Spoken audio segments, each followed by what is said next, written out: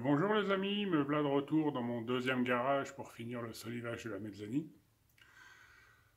Donc c'est plus tard que prévu parce qu'à l'origine j'étais parti 3-4 jours Je voulais partir 3-4 jours en vacances en Bretagne, voir un peu de monde. Et j'y suis resté 15 jours, mais bon. Certainement que c'est une chose que je ne regretterai pas parce que j'ai trouvé de belles choses à la fois sur le plan personnel et peut-être également un changement de vie à venir. Mais bon, on verra ça.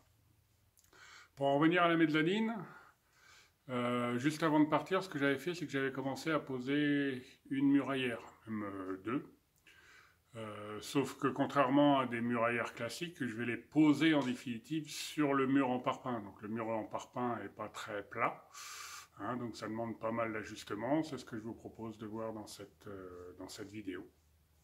Donc là, on s'aperçoit qu'en définitive, ma poutre ne repose pas bien sur le mur en béton, donc j'ai d'abord essayé à la meuleuse pour essayer de récupérer. Le problème, c'est que mis à part bouffer beaucoup de poussière, j'ai pas fait grand-chose. Bon, j'ai enlevé les 2-3 tétons qui restaient. Donc de l'autre côté, qui lui est pire, j'avais commencé au rabot, mais pas facile. Et bon, après, je suis parti. Donc là, retour aujourd'hui, donc j'ai ramené deux choses. J'ai ramené à la fois une râpe pour essayer de voir si ça va mieux à la râpe, et également deux vieilles scies pour essayer de ragasser. Le problème, c'est que ragasser, c'est quoi? C'est en définitive passer une lame de scie entre les deux ici. Normalement, on le fait pour les gestements de bois, de manière à ce que ça plaque bien. Mais comme là, je suis sur du béton d'un côté, je ne pouvais pas prendre une bonne lame. Donc ce que je fais, c'est que j'utilise tout simplement un manche de scie à métaux avec une vieille lame de scie à métaux. Et je viens la glisser sous la poutre, comme ça, en arrivant jusqu'au bout. Donc après une lame de scie tordue et deux lames de scie à métaux cassées, j'ai changé mon fusil à d'épaule et en définitive j'y vais avec une vieille scie à guichet que j'avais récupérée chez mon père. Donc là on voit le résultat, donc on s'aperçoit qu'en définitive, effectivement, on a bien ma poutre qui épouse la forme du béton. Donc j'ai encore un premier petit trou ici, mais c'est négligeable, de toute façon ça porte là et là. Là, c'est la solive qui porte ici, donc il n'y a pas trop de soucis. Au niveau, je suis à peu près horizontal.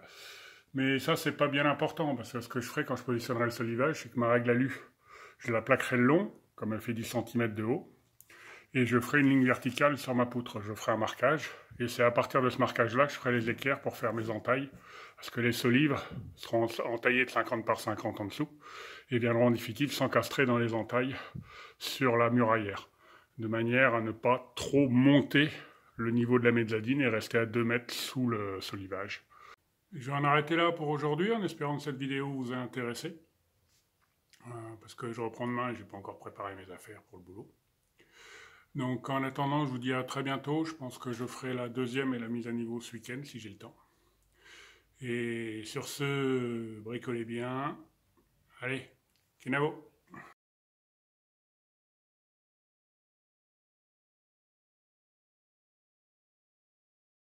Et oui, je suis toujours là. C'est pour ceux qui regardent la vidéo jusqu'au bout. Je voulais aussi profiter de cette vidéo pour faire un gros merci à mes fidèles abonnés. J'en ai certains que j'apprécie particulièrement, principalement par la richesse de leurs commentaires, hein, parce qu'il y a des choses, même quand on se filme, même quand on se regarde après en vidéo, on ne les voit pas, et quand on nous les dit, c'est évident. Il y en a d'autres qu'on ne peut pas deviner, parce que c'est le fruit de l'expérience. Donc je crois que je les remercierai jamais assez, c'est principalement pour eux que je continue ma chaîne. Et il ne faut pas oublier aussi que derrière la caméra, il y a aussi, et derrière les messages, il y a aussi des êtres humains. Donc j'ai même certains de mes abonnés qui sont devenus de bons amis maintenant. Durant mes vacances, j'ai fait la rencontre d'un que je n'avais pas encore vu physiquement. Ça s'est très bien passé, on a passé un très bon moment ensemble. Hein. Donc, je ne vais pas les citer, parce que j'en oublierai forcément. Mais à tous, je vous dis un gros merci et à très bientôt pour de nouvelles aventures, parce qu'il va certainement y avoir d'autres nouvelles aventures et une évolution de la chaîne, si le projet que j'ai en cours venait à aboutir. Allez, cette fois-ci c'est la bonne. Allez, bonne soirée, Kenavo!